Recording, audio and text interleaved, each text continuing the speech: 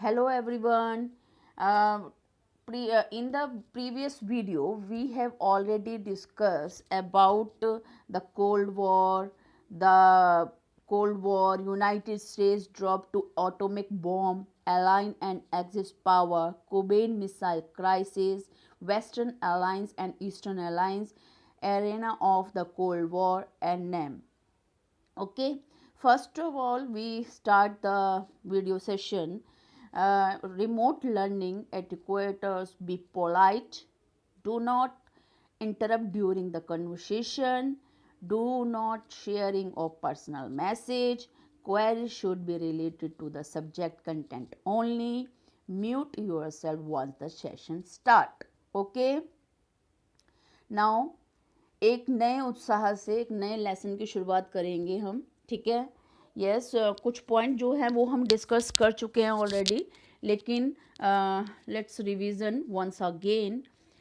Weapon race of USSA and USSR. देखिए, weapon race मैंने बताया था कि पूरे वर्ल्ड में दो महाशक्तियां जो थी वो आपस में एक तरह से कंपटीशन कर रही थी कि मैं तेरे से आगे, मैं तेरे से आगे। तो वेपन रेस जो थी वो बहुत ज़्यादा इंक्रीज हो चुकी थी। Logic of deterrence. Logic of deterrence मतलब क्या होता है? प्रतिरोध करना, कंपटीशन करना, डर डर का भावना पैदा करना। दैट मीन्स कि both the super powers to avoid large scale destruction. ठीक है, जितनी जो दोनों सुपर पावर्स थी वो अवॉइड करती थी कि बहुत ज़्यादा जो भयानक जो युद्ध ना हो, लेकिन ऐसा वो क्रिएट भी हो जाता था scene. They were trying to avoid hot war because both had the capacity to retaliate. Means क्या है कि वो जो ट्राई करती थी अवॉइड करना कि इस तरह का हॉट वॉर ना हो, ठीक है, जो पहले सेकेंड वर्ल्ड वॉर में हुआ है, लेकिन वो अपना डर भी बनाए रखना चाहती थी। देखिए स्टूडेंट्स, आप बस बहुत ही आसान है, मतलब वर्ल्ड वॉर जो हुआ है या फर्स्ट जो लेसन हम पढ़ रहे हैं इसमें कोल्ड वॉर के बारे में बताया गया। आसान सा टॉपिक है और बहुत ही ज़्यादा इंटरेस्टिंग है, ठीक है। इसको इंटरेस्टिंग के साथ समझिए और देन आप इसको आसानी से अंडरस्टैंड कर पाएंगे। भाई साफ सी बात है कि आफ्टर सेकेंड वर्ल्ड वॉर के बाद दो महाशक्तियां बची थी, यूएसए एंड यूएसएसआर। अब आप कहेंगे दो महाशक्तियां क्यों बची थी? क्योंकि जो दूसरे देश थे, जैसे ब्रिटेन था, फ्रांस था, वो आपस में ही कहीं ना कहीं दूसरे देशों के साथ वॉर में उलझे हुए थे और इतने ज़्यादा वो प्रतिस्पर्धा में या कंपटीशन में आगे नहीं आ रहे थे। लेकिन जो दो गुट थे, ग्रुप जो थे कि मैं पावरफुल बनना चाहता हूँ, दूसरा कहता था मैं पावरफुल बनना चाहता हूँ, तो वो जो थे दो गुट कौन कौन से, मैंने पहले भी वीडियो में समझाया। यूएसए एंड यूएसएसआर वो हमेशा कंपटीशन में आगे रहना चाहते थे, जिस वजह से वो क्या करते थे, वो अपनी पावर को बढ़ाने के लिए दूसरे देशों को, दूसरी कंट्रीज को आपस में मिलाते रहते थे, ठीक है। कि जैसे अपनी शक्ति को बढ़ाने के लिए क्या करते हैं, अगर हम एक क्लास का उदाहरण ले, फॉर एग्जांपल कि दो महाशक्तियां हैं, दो दोस्त हैं, या कोई दो गुट बना ले कि ठीक है कि मैं जो हूँ ज़्यादा पावरफुल हूँ, और उसके बाद वो अपने दोस्तों का एक गैंग बना ले और दूसरा जो गुट है वो अपने दोस्तों का एक गैंग बना ले, ठीक है। क्लास वाइज अगर ऐसा कंपटीशन हो जाए और ज़्यादा से ज़्यादा वो अपने जो फ्रेंड्स हैं उसको अपने अपने ग्रुप्स में, अपने अपने गैंग में मिलाता जाए, तो यही हो रहा था। और सिंपल से अगर वे में इसको समझना चाहे तो इसके बाद आर्म्स कंट्रोल एसोसिएशन। अब क्या हुआ, जब बहुत ज़्यादा मतलब एक ह्यूज लेवल पे इन दोनों ने, यूएसए एंड यूएसएसआर ने अपनी पावर को इंक्रीज करना शुरू कर दिया, न्यूक्लियर पावर को, अंधाधुंध रेस शुरू हो चुकी थी, ठीक है। कि चाहे वो एयर उसमें हो या फिर वाटर वे में, अगर उन्होंने अपने पावर को बढ़ाने के लिए, न्यूक्लियर पावर को बढ़ाने के लिए मिसाइल्स बनानी शुरू कर दी बहुत हाई लेवल की, जिस वजह से एनवायरनमेंट को भी बहुत ज़्यादा डेंजर खतरा हो रहा था। अब इसको कंट्रोल करने के लिए बहुत ही इंपॉर्टेंट है, छोटे छोटे सी चीजें, छोटे छोटे से टॉपिक है कि क्या हुआ, आर्म्स कंट्रोल एसोसिएशन बनाई गई। पहला LTBT यानी कि लिमिटेड टेस्ट बैन ट्रीटी, ये ट्रीटी बनाई गई कि अब क्या हुआ, जैसे आफ्टर सेकेंड वर्ल्ड वॉर के बाद जब देखा गया कि बहुत ज़्यादा डेंजरस चीज़ें हो रही हैं और जिस वजह से एनवायरनमेंट को खतरा हो रहा है और बहुत ज़्यादा वेपन क्रिएट हो रहे हैं जो आने वाले मतलब फ्यूचर के लिए बहुत ज़्यादा रिस्क हो सकता है, इसके लिए अब ट्रीटीज बनना शुरू हो गई। Limited Test Ban Treaty on August 5, 1963 prohibited the testing of nuclear weapons in outer space, underwater or in the atmosphere। ये जो ट्रीटीज थी वो बनाई गई कि ताकि और ज़्यादा टेस्टिंग ना हो न्यूक्लियर वेपन्स की इन स्पेस में, in under water and atmosphere. ठीक है, नाउ नेक्स्ट जो ट्रीटी बनी वो बनी थी the Signatories of Limited Test Ban Treaty of 1963 are the USA, UK, USSR। ठीक है, तो इस तरह से जो ट्रीटीज बनी थी वो किसके बीच में बनी थी, USA, UK, USSR के बीच में, UK, इंडिया, USA के बीच में, साउथ अफ्रीका, UK, USA के बीच में, और इंडिया, USA एंड चाइना के बीच में ये जो ट्रीटीज बनी थी। यस स्टूडेंट, बताएंगे इस क्वेश्चन का आंसर।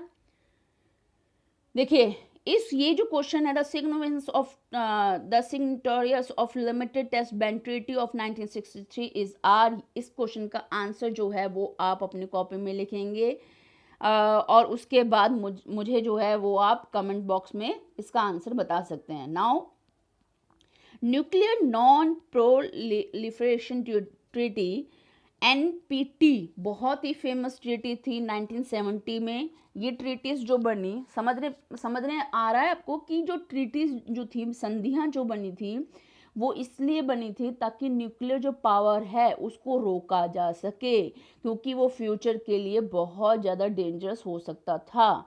ठीक है, इसलिए ये ट्रीटीज जो थी वो देशों के बीच में वो इंक्रीज होना शुरू हो गई।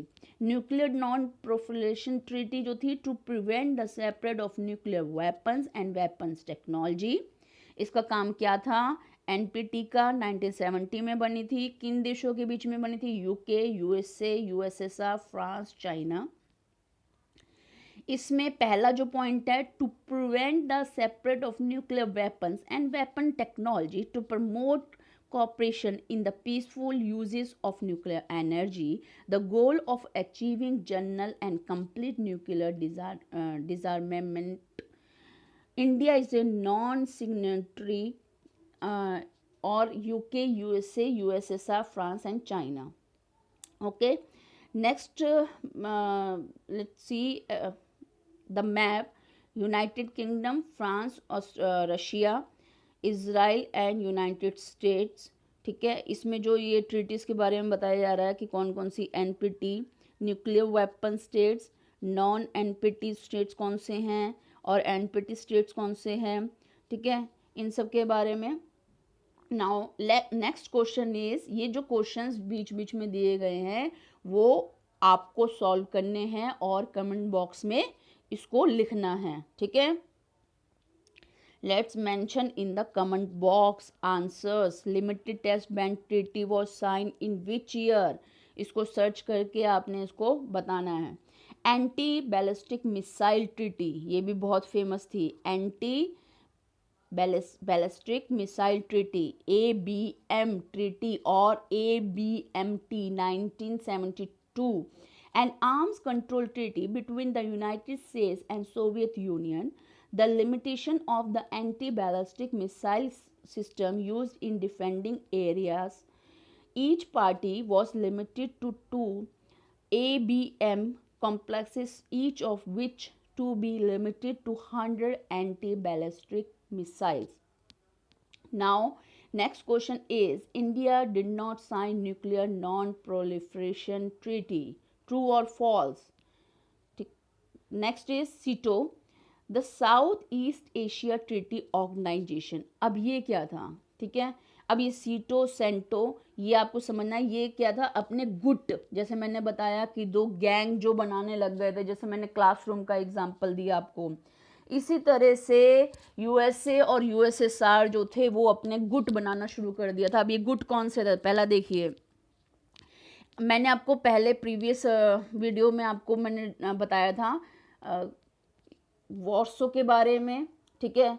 इसमें जो गुट बनाए गए थे, जैसे कि वेस्टर्न ब्लॉक और ईस्टर्न ब्लॉक के बारे में मैंने आपको बताया था। वेस्टर्न ब्लॉक में कौन था और ईस्टर्न ब्लॉक में कौन था? वेस्टर्न ब्लॉक में यूएसए एंड यूएसए के फ्रेंड्स जो कंट्रीज थी, ठीक है। याद रखिए, फर्स्ट इज वेस्टर्न ब्लॉक में यूएसए और उनकी friends countries. Then eastern block में कौन था? यूएसएसआर एंड उनकी फ्रेंड्स कंट्रीज। अब देखिए, यही जो गुट है वो किस नाम से फेमस हुए, जो गैंग बने थे? SEATO, the South East Asia Treaty Organisation, ठीक है। ये जो था वेस्टर्न कंट्रीज का गुट था, गैंग था, किसका? यूएसए का। याद रखना, the South East Asia Treaty Organisation. Headquarter कहाँ पर था इसका? बैंकॉक, थाईलैंड में। और कब ये बना था, फॉर्मेशन कब हुआ था? 8 सितंबर 1954 में। डिसॉल्व हो चुका है ये 30 जून 1977 में। मेंबर्स कौन थे इसके? United States, United Kingdom, France, Australia, Pakistan, Philippines, Thailand, New Zealand.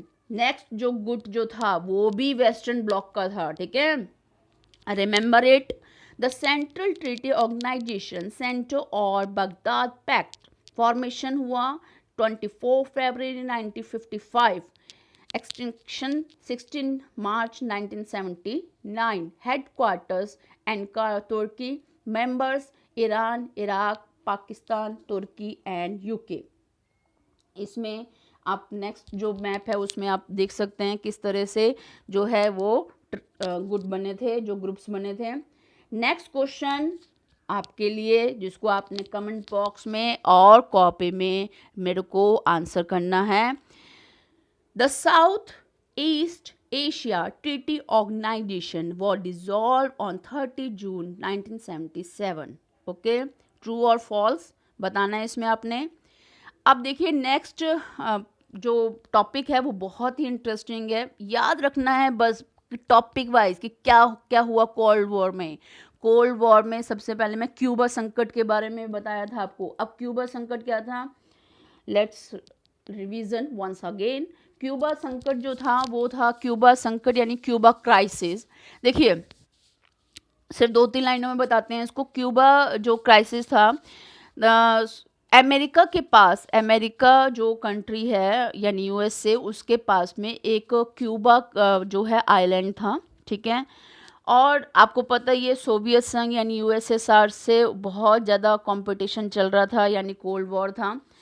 तो यूएसएसआर जो था क्यूबा का बहुत ही घनिष्ठ मित्र था, ठीक है, बहुत ही ज़्यादा फेवरेट मित्र था, फ्रेंड था। अब क्या हुआ? खतरा पैदा हो गया अमेरिका के लिए, क्योंकि अमेरिका के घर के पास ही, यानी कि अमेरिका के कंट्री के पास ही कौन सा आइलैंड था? क्यूबा। और क्यूबा किसका फ्रेंड था? यूएसएसआर का।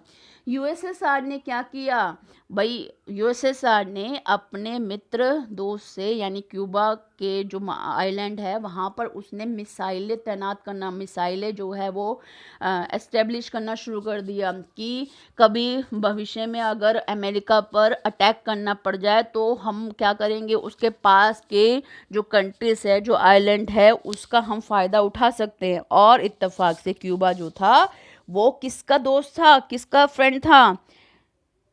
यूएसएसआर का, ठीक है। यूएसएसआर ने इसको बहुत ही ज़्यादा इनकरेज करते हुए क्यूबा पर मिसाइलें जो था इस्टेब्लिश करना शुरू कर दिया, ठीक है, ताकि अमेरिका में क्या कर सके?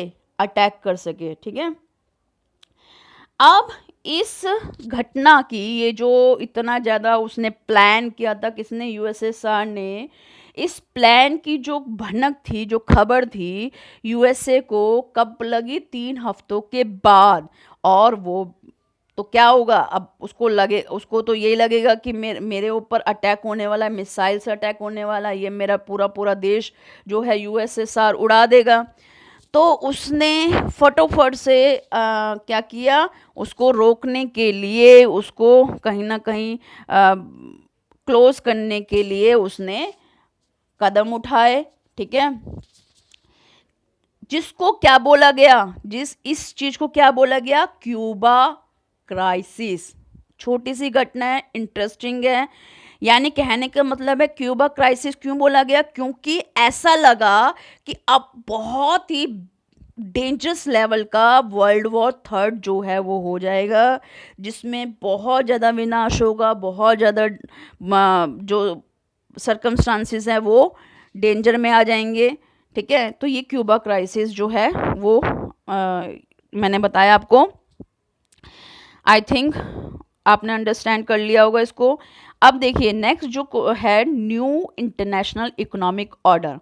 मैंने आपको पहले बताया था प्रीवियस वीडियो में, अगर आप देखेंगे, किसके बारे में, नैम के बारे में। ठीक है, नैम क्या था, नैम नॉन अलाइंग मूवमेंट, यानी कि जो लेटेस्ट जो थे इंडिपेंड हुए थे, इंडिपेंडेंस जो कंट्रीज थी, उन्होंने क्या किया था, वो दोनों गुटों में शामिल होने के लिए मना कर दिया था।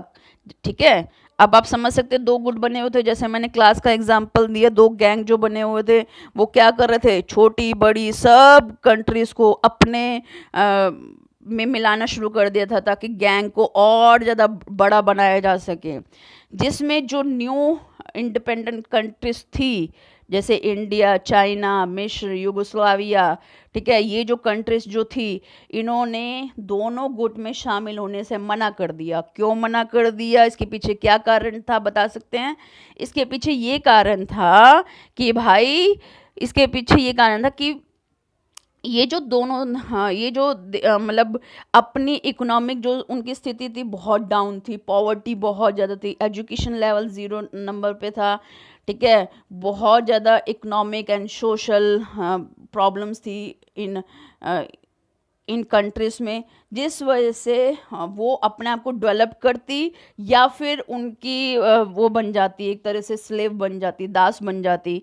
ठीक है, और जो वो बहुत लंबे समय तक बनी हुई थी, जैसे इंडिया जो था बहुत लंबे समय तक स्लेव कंट्री थी, 200 साल से भी ऊपर तक उन्होंने बहुत ज़्यादा अपने इंडिपेंडेंस के लिए लड़ाई लड़ी थी, और वही चीज़ दोबारा वो नहीं कर सकते थे, चाहे इंडिया हो, मिस्र हो, युगोस्लाविया हो, ठीक है, या पाकिस्तान हो, चाइना हो। तो उन्होंने इन गुटों में, इन ग्रुप्स में, इन गैंग्स में शामिल होने से इनकार कर दिया। अब उन्होंने अपना एक अलग गुट बना लिया। यस, याद रखना, देखिए, दो गुट, यानी कि यूएसए एंड यूएसएसआर, ठीक है, जिसको बाइपोलैरिटी बोला गया, यानी कि दो ध्रुवीय, फर्स्ट वर्ल्ड, सेकेंड वर्ल्ड और third world. Yes, remember students, first world में यूएसए, सेकेंड वर्ल्ड में यूएसएसआर, थर्ड वर्ल्ड में, यानी तीन जो थे विश्व बन गए थे, ठीक है, धरातल पे। फर्स्ट वर्ल्ड में यूएसए, सेकंड में यूएसएसआर, थर्ड में, थर्ड वर्ल्ड में जो वो कंट्रीज जो थी, जो न्यू इंडिपेंडेंट थी, उन्होंने एक नैम बनाया, यानी कि नॉन अलाइंग मूवमेंट, जिसमें जो थे न्यूली इंडिपेंडेंट कंट्रीज थी। ठीक है, मैंने आपको बताया था नैम के बारे में। नैम में युगोस्लाविया कि कौन थे जिन्होंने इसको एस्टेब्लिश किया था, नैम को, जोसेफ ब्रॉज टीटो। इंडिया के जवाहरलाल नेहरू, मिस्र के गमाल अब्दुल नासिर। ठीक है, 1956 में इसको एस्टेब्लिश किया गया था। इसके बाद इंडोनेशिया के सुकर्णा और घाना के वामे इनक्रुमा, यानी कि जो 5 देश थे और 5 ये जो लोग थे, महान हस्तियां थी। एक बार दोबारा से देख लीजिए, Yugoslavia Joseph brows टीटो, India Jawaharlal Nehru, मिस्र के गमाल अब्दुल नासिर, और इंडोनेशिया के सुकर्णा और घाना के वामे इनक्रुमा ने 1956 में क्या किया था, नैम को एस्टेब्लिश किया था। अब नैम के बारे में आपको पता लग गया, न्यूली इंडिपेंडेंट कंट्रीज थी जो सिर्फ फोकस करना चाहती थी अपने इकोनॉमिकली, सोशली, पॉलिटिकली, हर चीज़ पर वो स्ट्रेंथ को एम्पावर करने में फोकस करना चाहती थी। Now let's discuss new topic, new international economic order. अब ये क्या है, ये भी एक तरह से नैम की तरह ही एक तरह से इंटरनेशनल इकोनॉमिक ऑर्डर को इंक्रीज करने के लिए, इम्प्रूव करने के लिए बनाया गया था, ठीक है, जिसको क्या नाम दिया गया, new international economic order. Majority of NAM, यानी कि नैम को मेजॉरिटी करने के लिए members were categorise as least developed countries, economic development to lift poverty, the nature of non-alignment movement, aligned change to give greater importance to economic issues. As a result, NAM become an economic pressure group. Okay. इसी तरह से यहाँ पर क्या हुआ, new international economic order को और ज़्यादा एम्पावर करने के लिए कॉन्फ्रेंस हुई, द UNCTAD, ठीक है, United Nation conference on trade and development. ये जो कॉन्फ्रेंस हुई, देख ये सारी जितने भी घटनाएं हैं वो क्या चल रही हैं, स्टेप बाय स्टेप चल रही हैं, ठीक है, आपको बस उसको याद रखना है और उसको आप रिवाइज करेंगे, ठीक है, अच्छे से। UNCTAD यानी कि United Nation conference on trade and development जो था, उसके क्या फीचर्स थे, to maximise the trade, investment and development opportunities, to give the LDC control over their natural resources, to make western market available to them, to reduce cost of technology and to provide greater role in the international economic institutions. Okay, यानी कि वो अपने आप को empower करना चाहती थी economic तरीके से भी, और नेचुरल रिसोर्सेज पर वो अपना कंट्रोल करना चाहती थी, क्योंकि ये जो बड़े महान कंट्रियाँ थी, कौन कौन सी, बार बार नाम आएगा, USA एंड USSR का, वो उनके रिसोर्सेज का फ़ायदा उठाना चाहते थे। इस वजह से उन्होंने अपना एक अलग गुट बना लिया, जिसको क्या बोला गया, थर्ड वर्ल्ड, ठीक है, जैसे थर्ड वर्ल्ड बोला गया। देखिए, let's see next map. First world countries green colour में हैं, ठीक है, second world countries yellow colour, third world red. Okay, third world में आपको पता ही कौन कौन सी कंट्रीज थी। नाउ इसमें देखिए जो इन्होंने थर्ड वर्ल्ड ने जो गुट बनाए थे, नैम, याद रखना, नैम यानी कि नॉन अलाइनमेंट मूवमेंट, एंड आपका क्या कौन सा गुट बनाया था, न्यू इंटरनेशनल इकोनॉमिक ऑर्डर। गुट मीन्स कि एक तरह से अपने आप को एम्पावर करने के लिए ये कॉन्फ्रेंस एंड ये ऑर्गेनाइजेशन बनाई गई थी। Now let's see next question for you. By 1970 NAM became an economic group, true और फॉल्स? इसका आंसर आप कमेंट बॉक्स में देंगे, ठीक है। Okay, India and the cold war. अब इंडिया के बारे में आया है कि what is the policies of India. It did not join any of alliance and raise voice against the newly decolonized countries, ठीक है। इंडिया ने क्या किया, अलायंस करने से बिल्कुल ही मना कर दिया कि हम किसी भी गुट में शामिल नहीं होंगे, क्योंकि हम क्या हैं, अभी न्यूली डीकोलोनाइज कंट्रीज हुए हैं, यानी कि अभी हम आज़ाद हुए हैं। The policy of India was not feeling away but to soft and cold war rivalries. यानी कि क्या मतलब है इसका, कि भैया वो जो थे, ऐसी पॉलिसी इंडिया ने बनाई कि मैं तेरा बुरा भी नहीं बनूंगा, मैं तेरा अच्छा भी नहीं बनूंगा, यानी कि फ्लीइंग अवे यानी कि दूर रहूंगा, लेकिन सॉफ्टन उसमें, यानी समझ में आया है आपको कि दोनों देशों के साथ वो अपने जो रिलेशंस है वो ख़राब भी नहीं करना चाहता था, ठीक है। इसलिए उसने प्यार से उससे दूर रहने के बारे में सोचा। The non alignment gave India the power to take international decision to balance one super power against the other, यानी कि वो अपने आप को क्या करना चाहते थे, इकोनॉमिकली इंक्रीज करना चाहते थे, और the non alignment movement gave India the power to take international, ताकि वो इंटरनेशनल डिसीजन जो है वो खुद ले सके, किसी के ऊपर डिपेंड ना रहे।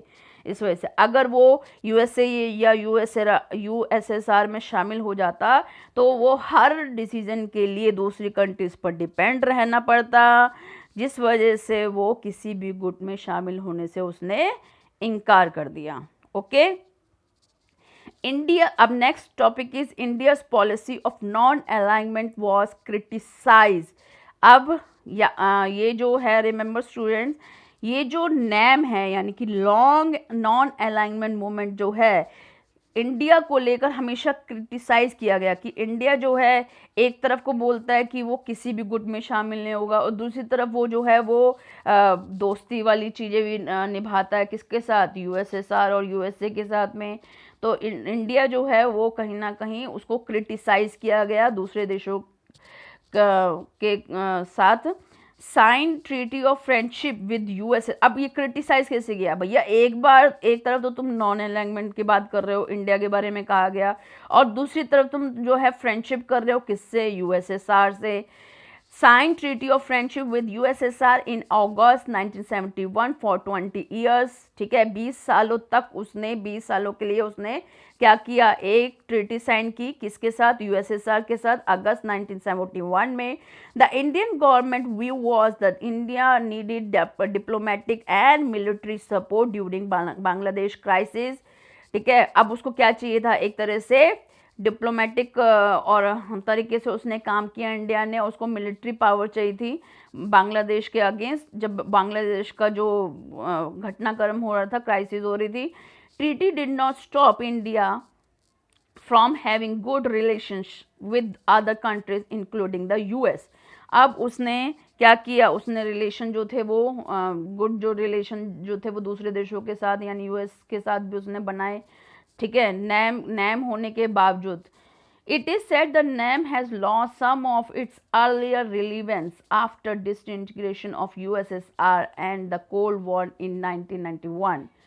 ऐसा कहा गया कि ये इसके डिसइंटीग्रेशन के बाद, यूएसएसआर के जब डिसइंटीग्रेशन हो गया यानी कि यूएसएसआर जो था वो विघटित हो गया, तो तब भी उसने अपने रिलेशन जो थे वो यूएसएसआर के साथ बनाए रखे, चाहे वो कोल्ड वॉर एंड भी हो गया, उसके बाद भी उसने अपने रिलेशन जो है वो अपने इंक्रीज किए।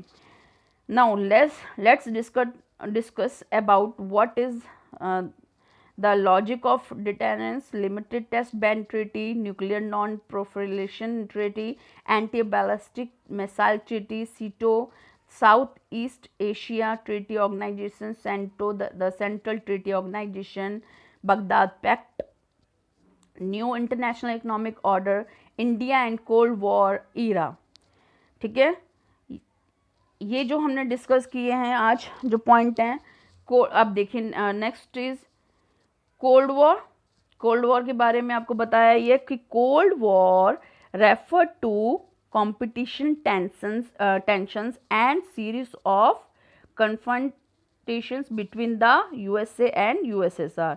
Cuban Missile Crisis, it created tensions between the US and USSR when Soviet Union installed missile in Cuba to make it a Russian base. Aligned force, ये सब डिस्कस किया है मैंने वीडियोस में। अलाइंड फोर्स क्या है, axis force क्या है। कोल्ड वॉर जब हुआ तो अलाइंड फोर्स बनी और एक्सिस फोर्स बनी। अलाइंड फोर्स में कौन था, aligned forces were one of the two camps during Second World War, including the US, Soviet Union, Britain, France। ये आपने याद रखना है कि कौन कौन से अलाइंड फोर्स में थे और कौन से एक्सिस फोर्स में थे कंट्रीज। एक्सिस पावर्स में जो थी, it was another camp against allied forces led by German, Italy and Japan. Alliance system was created by two superpowers to expand their sphere of influence all over the world. Deterrence अभी बताया मैंने आपको, it was a logic followed by both the superpowers to avoid large scale destruction that is not to take place hot war between them because both of them had the capacity to retaliate. Neutrality is a condition not to participate in the world affairs to make oneself aloof from world, यानी कि neutral रहना, कि किसी भी गुट में शामिल ना होना। ठीक है, decolonization to make colonized states free from the rule of mother country. Okay students, I hope आप सबको समझ आया होगा ये लेसन, इसको रिवाइज करना। और ये स्टूडेंट आप जो हैं क्या करेंगे, ncrt.nic.in पर जो है आप लॉगिन करके ऑनलाइन बुक जो हैं एनसीईआरटी की 12th क्लास की जो ऑनलाइन बुक्स हैं, चाहे वो पॉलिटिकल साइंस हो और अपने अपने सब्जेक्ट से रिलेटेड, उसको आप डाउनलोड करके उसकी आप रिवीजन करना शुरू कर दीजिए और उसके नोट्स बनाना शुरू कर दीजिए कॉपीज में, ठीक है। Don't waste time, be happy, be safe. Thank you.